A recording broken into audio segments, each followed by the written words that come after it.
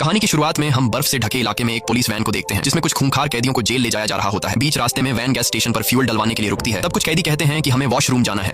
यह सुनकर गार्ड्स पहले तो उन्हें इजाजत नहीं देते, लेकिन फिर गार्ड्स सोचते हैं कि इस बर्फीले इलाके में ये लोग कहां तक भाग पाएंगे, और अगर भाग भी गए तो जमा देने वाली सर्दी में ये लोग मारे जाएंगे। इसलिए गार्ड्स इन कैदियों को बाथरूम की तरफ ले जाते हैं। कुछ देर बाद सभी कैदी बाथरूम से होकर वापस वैन में बैठ जाते हैं, लेकिन तभी ऑफिसर देखता है कि एक कैदी जिसका नाम क्रेवन है वो वापस वैन में नहीं आया। और जब वो गार्ड वॉशरूम की तरफ जाता है तो वो देखता है कि क्रेवन नाम का वो कैदी वहीं पर खड़ा हुआ है। इसके बाद वो गार्ड क्रेवन को पकड़कर बाकी कैदियों के साथ जेल में लाता है और क्रेवन को सेल में बंद कर देते हैं। लेकिन यहाँ क्रेवन का रूम पार्टनर कहता है कि मुझे इस सेल में किसी और का आना पसंद नहीं। तब क्रेवन कहता है कि तुम टेंशन मत लो, वैसे भी मैं यहाँ कुछ दिन ही रहूंगा। अब जेल में क्रेवन की पहली रात तो गुजर जाती है और अगली सुबह क्रेवन जब एक्सरसाइज कर रहा होता है तो यहाँ के जो पुराने कैदी होते हैं वो क्रेवन को हल्के में लेकर उस पर हमला कर देते हैं। पर यहाँ क्रेवन उन दो कैदियों को अपना असली चेहरा दिखाता है और उन्हें पीट पीट कर उनका बुरा हाल कर देता है। अब जेल में दो कैदियों को मारने की वजह से गार्ड्स क्रेवन को पकड़कर उसे जेल के वार्डन के पास ले जाते हैं जिसका नाम साइमन है। साइमन क्रेवन से कहता है कि मैंने सुना है कि तुमने यहाँ दो कैदियों को मारा है। चलो ठीक है, आज तुमने ये सब कर दिया, लेकिन दोबारा इस तरह की गलती नहीं करना, और अगर यहाँ रहना है तो तुम्हें डिसिप्लिन से रहना होगा, नहीं तो मुझे तुम्हें सुधारने का तरीका आता है। क्रेवन चुपचाप खड़ा होकर उसकी बातें सुन रहा होता है और तभी उसकी नजर जमीन पर पड़े एक शेर पर जाती है जिसे मारकर उसका कालीन बना दिया गया था। ये देखकर क्रेवन को काफी बुरा लगता है। तब वार्डन पूछता है कि तुम इससे पहले क्या करते थे और यहाँ कैसे आए, जिस पर क्रेवन जवाब देता है कि मैं एक हंटर हूँ और तुम जैसे लोगों का शिकार करता हूँ। ये कहते ही क्रेवन वार्डन पर हमला कर देता है और उसके गले पर चाकू से कई बार वार करके उसे मार डालता है। इसके बाद क्रेवन यहाँ से भागने लगता है और वह एक जानवर की तरह खोदते हुए दीवार से चिपक कर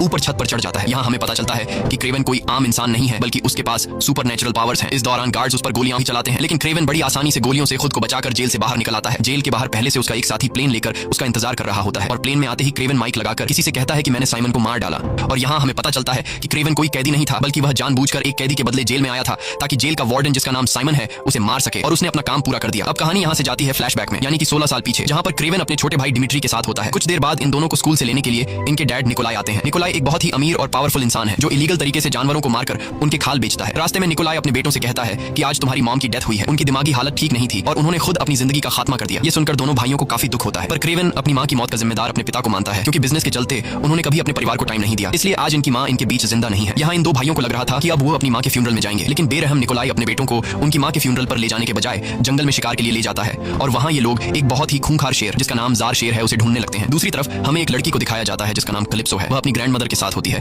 कलिप्सो की ग्रैंडमा जंगल के आदिवासी लोगों की फैमिली से बिलोंग करती थी और यहाँ वह कलिप्सो को कुछ कार्ड्स और एक छोटी सी बोतल में एक सीरम देती है। कलिप्सो की ग्रैंडमा उससे कहती है कि इस सीरम को कोई आम सीरम मत समझना, ये एक बहुत ही पावरफुल सीरम है जो हमारे परिवार की कई पीढ़ियों से चलता आ रहा है। ये सीरम किसी भी जख्म को भर सकता है, यहाँ तक कि इस सीरम से किसी की जान भी बचाई जा सकती है। वहीं क्रेवन के पिता अभी तक जार शेर को ढूंढने में लगे हुए थे और तभी निकोलाई के पास एक आदमी आता है जिसका नाम अलेक्सी है। अलेक्सी भी एक शिकारी है जो निकोलाई से कहता है कि मैं चाहता हूँ कि हम दोनों पार्टनरशिप कर लें और मिलकर शिकार किया करें। ये सुनकर निकोलाई मुस्कुराता है और कहता है कि शिकार और वो भी तुम्हारे साथ, ऐसा कभी नहीं हो सकता क्योंकि तुम अभी मेरे लेवल के शिकारी नहीं हो। निकोलाई उसकी बेइज्जती करते हुए कहता है कि इस दुनिया में तुम्हारा कोई वजूद नहीं है, तुम जैसे लोग बिना किसी मकसद के इस दुनिया में रह रहे हैं और अगर मैंने तुम जैसे लोगों के साथ हाथ मिला लिया तो तुम्हारी वजह से मेरी इमेज खराब हो जाएगी। ये सब बुरा भला कहकर निकोलाई अलेक्सी को यहाँ से भगा देता है। अलेक्सी अपनी इस बेइज्जती से निकोलाई पर काफी गुस्सा हो जाता है और चुपचाप वहाँ से चला जाता है, लेकिन उसकी आंखों में निकोलाई के लिए उभरती हुई नफरत हमें साफ दिखाई देने लगती है। वहीं क्रेवन और उसका भाई बातें करते करते अपने ग्रुप से काफी दूर जंगल में आ जाते हैं और तभी उनके सामने इस जंगल का राजा जार शेर आ जाता है। क्रेवन अपने भाई को प्रोटेक्ट करते हुए सीधा जार शेर पर बंदूक तान देता है। जार शेर बहुत ही ज्यादा खूंखार दिख रहा था। अब इससे पहले कि क्रेवन उसे शूट कर पाता तभी जार शेर उस पर हमला कर देता है और उसे बुरी तरह से अपने पंजों में जकड़ लेता है। अपने बेटों की चिल्लाने की आवाज सुनकर निकोलाई भी वहां पहुंच जाता है और वो शेर पर गोलियां चलाते हैं जिससे कुछ गोलियां शेर को लग जाती हैं। अब शेर खुद को बचाते हुए वहां से जाने लगता है और अपने साथ क्रेवन को भी दूर ले जाता है। वहीं हम कैलिप्सो को देखते हैं जो अपने पेरेंट्स के साथ जंगल का नजारा देखने आई थी और तभी उसे दूर जंगल में क्रेवन और वो जार शेर दिखाई देते हैं। अब कैलिप्सो क्रेवन की जान बचाने के लिए उसके पास आती है। कैलिप्सो को देखकर जार शेर वहां से चला जाता है, लेकिन जाते हुए उस जार शेर के खून का एक बूंद क्रेवन के जख्म में गिर जाता है। क्रेवन को घायल हालत में देखकर कैलिप्सो को कुछ समझ नहीं आ रहा था कि क्या करना चाहिए और तभी उसे अपनी दादी का दिया हुआ सीरम याद आता है जिससे हर जख्म को भरा जा सकता था। कैलिप्सो जल्दी से इस सीरम को निकालकर क्रेवन को पिला देती है, पर क्रेवन को होश नहीं आता। कुछ देर बाद वहां एक हेलीकॉप्टर आता है और क्रेवन को हेलीकॉप्टर में लेकर सीधा हॉस्पिटल में एडमिट कर दिया जाता है, जहां डॉक्टर्स क्रेवन को बचाने की पूरी कोशिश करते हैं, पर क्रेवन सांस नहीं ले रहा था, जिसके बाद डॉक्टर्स हार मान जाते हैं और क्रेवन को मरा हुआ समझकर चले जाते हैं। पर अगले ही पल क्रेवन की आंखें खुल जाती हैं और उसकी आंखें अजीब सी चमकने लगती हैं। दरअसल उस जार शेर के खून और कैलिप्सो ने जो उसे सीरम पिलाया था यह उसी का कमाल था और अब क्योंकि शेर का खून उसके डीएनए के साथ मिक्स हो चुका था इसलिए बहुत ही जल्दी उसके जख्म भरने लगते हैं और क्रेवन बहुत ज्यादा ताकतवर हो गया था। यह सब देखकर डॉक्टर्स भी परेशान थे और उन्हें समझ नहीं आ रहा था कि आखिर यह सब कैसे हुआ। जिसके बाद निकोलाई अपने बेटे को घर ले जाता है। घर आकर निकोलाई क्रेवन से कहता है कि तुमने बहुत बहादुरी से उस शेर का मुकाबला किया, तुम बहुत ही बहादुर हो और एक दिन तुम्हें मेरा सारा बिजनेस संभालना है। इसके बाद निकोलाई उसे उस जार शेर का कटा हुआ सिर दिखाता है जिसने उसे घायल किया था। शेर का कटा हुआ सिर देखकर क्रेवन को बिल्कुल भी अच्छा नहीं लगता। यहाँ हम देखते हैं कि क्रेवन में बदलाव आने लगे हैं। जहां पहले वो खुद जानवरों का शिकार किया करता था अब उसे बेजुबान जानवरों को मारना बुरा लगता है। दरअसल ये सब इसलिए हो रहा है क्योंकि अब क्रेवन में एक शेर का डीएनए है और वो खुद को जानवरों का रक्षक समझता है। वो गुस्से से अपने पिता से कहता है कि तुमने उस शेर को क्यों मारा। ये कहकर वो वहां से चला जाता है और जैसे ही रात होती है तो क्रेवन अपना सामान पैक करके घर छोड़कर जंगल में जाने का फैसला करता है और जैसे ही वो घर छोड़कर निकलने ही वाला होता है तभी उसके सामने उसका भाई डिमिट्री आ जाता है। वह कहता है कि मॉम भी मुझे छोड़कर चली गई, डैड मेरी रिस्पेक्ट नहीं करते, सिर्फ एक तुम ही हो जिसके साथ मैं अपने दुख दर्द बांटता हूँ और अब तुम भी मुझे छोड़कर जा रहे हो। क्रेवन कहता है कि अगर मैं यहाँ पर रहा तो मेरे पिता मुझे भी एक शिकारी बना देंगे। मुझे भी मासूम जानवरों को मारना पड़ेगा जो मैं नहीं करना चाहता, इसलिए मुझे यहाँ से जाना पड़ेगा। ये कहकर वो वहाँ से निकल जाता है और सीधा जंगल में आता है। जंगल में आते ही उसे कुछ अजीब सी आवाजें सुनाई देने लगती हैं। वह देखता है कि उसके सामने से जंगली भैंसों का एक झुंड उसी की तरफ दौड़ता हुआ चला आ रहा है। यह देखकर ग्रेवन बहुत ज्यादा घबरा जाता है और उसे लगने लगता है कि आज उसका आखिरी दिन है, इसलिए वह अपनी आंखें बंद करके नीचे झुक जाता है। पर जब वह अपनी आंखें खोलता है तो वो देखता है कि सभी भैंसे उसको बिना छुए उसके आसपास से निकल जाते हैं। दरअसल उन जंगली भैंसों के लीडर ने ग्रेवन के सामने खड़े होकर उसे प्रोटेक्ट किया था और वह भैंसों का लीडर क्रेवन को इस जंगल का राजा मान रहा था। इसके बाद क्रेवन जंगल में आगे बढ़ने लगता है और वह उस जगह पर आता है जहां पर वह हमेशा अपनी मां के साथ आया करता था। क्रेवन अब यहीं पर रहना शुरू कर देता है। क्रेवन को धीरे धीरे पता चलता है कि अब उसके अंदर बहुत सारी शक्तियां आ चुकी हैं और ये इसीलिए हुआ है क्योंकि लायन का डीएनए उसके शरीर में आ चुका है। और एक दिन जब उसे बहुत ज्यादा भूख लगती है तो वह एक हिरण का शिकार करता है और यहाँ पर हम क्रेवन की शक्तियां देखते हैं। वह एक शेर की तरह दौड़ रहा होता है और एक टाइगर की तरह बहुत ऊंची ऊंची जंप कर रहा होता है जो कोई आम इंसान नहीं कर सकता। एक दिन उसे गोली चलने की आवाज आती है जिसे सुनकर वह जल्दी से पेड़ के ऊपर चढ़ जाता है जहां उसे कई किलोमीटर दूर दो शिकारी दिखाई देते हैं जो जंगली भैंसों को मार रहे थे। यह देखकर ग्रेवन काफी गुस्सा हो जाता है और वह बहुत तेज रफ्तार से दौड़कर वहां पहुंचता है, लेकिन अब काफी देर हो चुकी थी क्योंकि उन दो शिकारियों ने कई सारी भैंसों को मार डाला था। ग्रेवन उन दो शिकारियों से कहता है कि अब तक तुमने जितने जानवरों को मारा है उसके लिए मैं तुम्हें माफ कर दूंगा, पर आज के बाद अगर तुमने यहाँ पर किसी भी जानवर को मारा तो मैं तुम्हें नहीं छोड़ूंगा। यह सुनकर वे शिकारी हंस पड़ते हैं और ग्रेवन का मजाक उड़ाते हुए उस पर बंदूक तान देते हैं, लेकिन उन्हें पता नहीं था कि वे किससे पंगा ले रहे हैं। ग्रेवन बिजली की रफ्तार की तरह उन पर टूट पड़ता है और उन दोनों शिकारियों को मार डालता है और यहीं से कहानी फिर से प्रेजेंट में आती है जहां पर क्रेवन जेल के वार्डन को मारकर उसी जंगल में वापस आ चुका है जहां पर वह पहले रहा करता था। अगले दिन उसे पता चलता है कि फिर से जंगल में कुछ शिकारी आए हैं जो जंगली भैंसों के सींग काटकर उन्हें ले जा रहे हैं, लेकिन इससे पहले कि वे शिकारी यहां से निकल पाते तभी उनकी गाड़ी के सामने क्रेवन आकर खड़ा हो जाता है। दरअसल क्रेवन में एक शेर का डीएनए होने की वजह से अब वो खुद को इस जंगल का राजा समझता है और उन शिकारियों को यहां से निकलने से रोक लेता है। तभी शिकारियों का लीडर गुस्से में अपने ड्राइवर से उस पर गाड़ी चढ़ाने को कहता है और ड्राइवर सीधा जाकर क्रेवन पर गाड़ी चढ़ा देता है, लेकिन क्रेवन गाड़ी के नीचे से निकलकर उन लोगों पर हमला कर देता है और एक एक करके सभी को मार डालता है। लेकिन एक शिकारी वहां से निकल जाता है। तभी क्रेवन अपने लायन विजन से भागने वाले शिकारी की गाड़ी का नंबर नोट कर लेता है और वह शिकारी अपने बॉस के ऑफिस में जाकर उसे सब कुछ बता देता है। लेकिन तभी हम देखते हैं कि क्रेवन उसके पहुंचने से पहले ही वहां आ पहुंचा और उसने शिकारी के बॉस को भी मार दिया और यहाँ क्रेवन उस शिकारी को भी मार डालता है। वहीं हम कैलिप्सो नाम की उस लड़की को देखते हैं जिसने क्रेवन को सीरम पिलाकर उसकी जान बचाई थी। कैलिप्सो अब एक वकील बन चुकी है और आज वह अपनी एक दोस्त के फ्यूनरल पर आई होती है जिसके साथ सिमियोन ने जबरदस्ती करके उसे मार दिया था। सिमियोन वही जेल का वार्डन था जिसे क्रेवन ने जेल में मारा था और अब क्रेवन कैलिप्सो के पास आता है। दरअसल क्रेवन इस कार्ड को फॉलो करते हुए कैलिप्सो के पास पहुंचा था। यहाँ क्रेवन कैलिप्सो को बताता है कि मैं वही इंसान हूँ जिसकी तुमने एक बार जंगल में जान बचाई थी। कैलिप्सो क्रेवन को जिंदा देखकर काफी खुश होती है और क्रेवन कैलिप्सो को बताता है कि मैंने तुम्हारी दोस्त के कातिल से बदला ले लिया है, मैंने जेल में जाकर उसे मार दिया। ये सुनकर कैलिप्सो को उसकी बात पर यकीन नहीं आता और जब वह घर आकर इंटरनेट पर चेक करती है तो उसे पता चलता है कि जेल में साइमन को किसी ने मार दिया, जिसे लोग हंटर के नाम से जानते हैं, जो बुरे लोगों का शिकार करता है। और अब जाकर उसे क्रेवन की बातों पर यकीन आ जाता है, इसलिए अगले दिन वह क्रेवन से मिलती है। क्रेवन उससे कहता है कि तुमने मेरी जान बचाई थी और मुझे समझ नहीं आ रहा था कि तुम्हारी इस मदद का शुक्रिया मैं कैसे अदा करूं। और जब मुझे पता चला कि तुम्हारी एक दोस्त को साइमन नाम के एक आदमी ने मार डाला है जिसे तुम अरेस्ट करना चाहती थी, लेकिन उसका ना कानून कुछ बिगाड़ सका और ना ही तुम कुछ बिगाड़ सकती थी और वो तुम्हारी दोस्त को मारने के बाद भी आजाद घूम रहा था, तब मुझे तुम्हारी मदद के बदले उसे मारना अच्छा लगा। ये सुनकर कैलिप्सो कहती है कि मैं एक वकील हूं और मैं ऐसा बिल्कुल भी नहीं चाहती थी कि तुम उसे मार डालो, लेकिन तुमने उसे मारकर अच्छा ही किया क्योंकि आगे वह और भी मासूम लड़कियों के साथ गलत करने वाला था। तब क्रेवन उसे कहता है कि तुम एक वकील हो, तुम्हारे पास बहुत से ऐसे वांटेड लोगों की लिस्ट है जिन्हें कानून भी अरेस्ट नहीं कर सकता, इसलिए मैं चाहता हूं कि तुम मुझे उन लोगों के नाम दो और मैं एक एक करके उन लोगों को मार डालूंगा।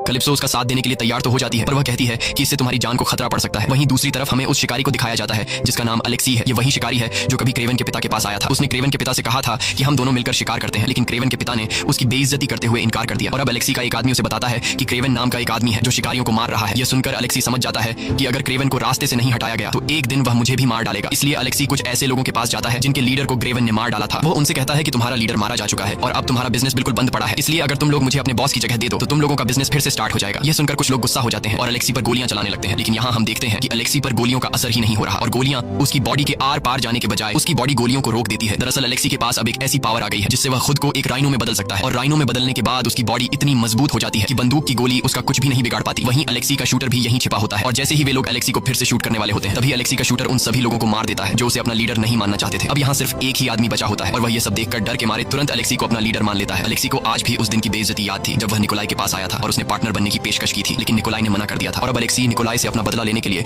इस आदमी को निकोलाई के पास भेजता है। निकोलाई को लगा कि यह आदमी मुझसे बिजनेस डील करने आया है, लेकिन जल्द ही निकोलाई को पता चल जाता है कि यह आदमी अलेक्सी के साथ मिला हुआ है और यहाँ मुझे मारने के लिए आया है। ये सब पता चलते ही निकोलाई अपने गार्ड से इन लोगों को शूट करने का ऑर्डर दे देता है और इनके बीच काफी देर तक गोलीबारी शुरू हो जाती है। गोलियों की आवाज सुनकर निकोलाई का छोटा बेटा डिमिट्री एक टेबल के नीचे छिप जाता है और निकोलाई वहां पर मौजूद अपने सभी दुश्मनों को मार डालता है। निकोलाई जब अपने बेटे डिमिट्री को देखता है कि वह डर के मारे एक टेबल के नीचे छिपा है, यह देखकर निकोलाई को काफी गुस्सा आता है और वह डिमिट्री को नीचे गिराकर उसे काफी बुरा भला कहता है और कहता है कि तुम जैसा बुजदिल बेटा मेरा ना होता तो अच्छा होता। वहीं हम अलेक्सी को देखते हैं जिसे पता चल गया होता है कि निकोलाई ने उसके आदमी को मार डाला। ये सुनकर अलेक्सी गुस्से से चीख पड़ता है। वहीं एक आदमी अलेक्सी को क्रेवन की वीडियो दिखाता है और कहता है कि यह वही आदमी है जो शिकारियों को मार रहा है। क्रेवन को देखकर अलेक्सी उसे पहचान लेता है और अपना एक आदमी क्रेवन को मारने के काम पर लगा देता है। वहीं हम क्रेवन को देखते हैं जो अपने भाई से मिलने के लिए आता है क्योंकि आज उसका बर्थडे था। इसी बीच उनके फादर निकोलाई भी वहां पहुंच जाते हैं और वह क्रेवन से कहता है कि जंगल में भटकने से अच्छा है कि तुम वापस घर लौटा और मैं चाहता हूं कि तुम मेरे बिजनेस को संभालो क्योंकि मेरे मरने के बाद यह सब कुछ तुम्हारा होने वाला है। लेकिन क्रेवन साफ साफ इनकार कर देता है। बातें करते करते उन्हें आधी रात हो जाती है, इसलिए क्रेवन अपने भाई को उसके रूम तक छोड़ने के लिए आता है और जैसे ही क्रेवन वहां से जाने लगता है तभी डिमिट्री उसे रोक लेता है और कहता है कि तुम भी आज यहीं मेरे रूम में सो जाओ। क्रेवन अपने छोटे भाई से बहुत ज्यादा प्यार करता था, इसलिए वह अपने छोटे भाई की बात मानते हुए सोफे पर सो जाता है। लेकिन जंगल में सोने वाले इंसान को सोफे पर कहां नींद आने वाली थी, इसलिए वह बाहर गार्डन में जाकर सो जाता है। और अगली सुबह जब वह अपने भाई के कमरे में जाता है तो देखता है कि वहां उसका भाई नहीं है और बेडशीट पर खून के निशान होते हैं। दरअसल कुछ लोग उसके भाई को किडनैप करके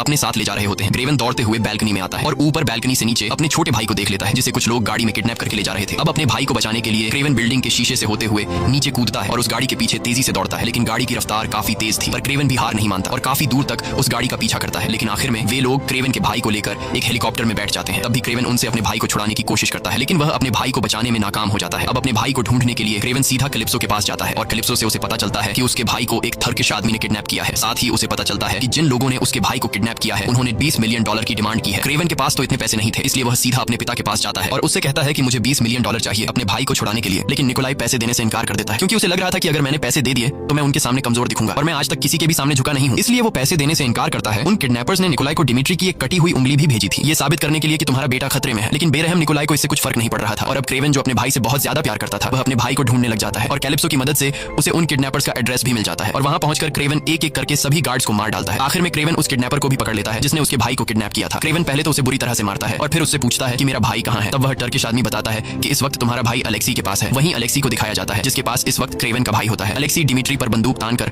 उससे क्रेवन का पता पूछता है लेकिन डिमिट्री उससे कुछ भी बताने को तैयार नहीं होता। अब अलेक्सी चालाकी से काम लेते हुए डिमिट्री को बहकाने की कोशिश करता है और उसे कहता है कि तुम्हारा भाई क्रेवन सभी शिकारियों को एक एक करके मार रहा है और आखिर में वह तुम्हारे पिता को भी मार देगा और तुम्हारे पिता के मरने के बाद तुम्हें ही तो उसका सारा बिजनेस संभालना है। अलेक्सी अपनी पीठ में लगी एक पाइप को जोड़कर डिमिट्री को अपनी राइनो में बदलने वाली पावर दिखाकर कहता है कि मुझे पता है कि तुम कमजोर हो और तुम्हारी बात घर में बिल्कुल भी नहीं सुनी जाती, लेकिन अगर तुमने मुझे अपने भाई का पता दे दिया तो मैं तुम्हें एक खास पावर दे सकता हूँ। ये सुनकर डिमिट्री एक ताकतवर इंसान बनने की चाहत में अलेक्सी को अपने भाई क्रेवन का पता दे देता है। वहीं हम क्रेवन को देखते हैं जो कैलिप्सो को लेकर अपनी जगह पर आता है जहां वह पिछले 16 सालों से रहता है। उसने यहाँ बहुत अलग अलग हथियार बनाए होते हैं और अब वह किसी भी तरह से अलेक्सी को मारकर उससे अपना भाई छुड़ाना चाहता है। वहीं अलेक्सी को डिमिट्री से क्रेवन का लोकेशन पता चल गया होता है और अलेक्सी अपने एक खास आदमी को क्रेवन को मारने के लिए भेजता है और वह आदमी क्रेवन को पकड़ने के लिए अपने कुछ साथियों के साथ जंगल में जाल बिछा देते हैं। लेकिन जल्द ही क्रेवन को दुश्मनों के बिछाए जाल के बारे में पता चल जाता है और वह एक एक करके वहां मौजूद सभी लोगों को मार डालता है। इस दौरान जंगल के जानवर भी क्रेवन की मदद करते हैं और वहां मौजूद लोगों पर हमला कर देते हैं। वहीं अलेक्सी का वह खास आदमी क्रेवन के सामने आता है जिसके पास हिप्नोटाइज करने की पावर है और वह आदमी क्रेवन को एक जहरीली इंजेक्शन से शूट कर देता है जिससे क्रेवन को अजीब से विजन्स आने लगते हैं और क्रेवन अब पूरी तरह से उस आदमी के वश में हो जाता है।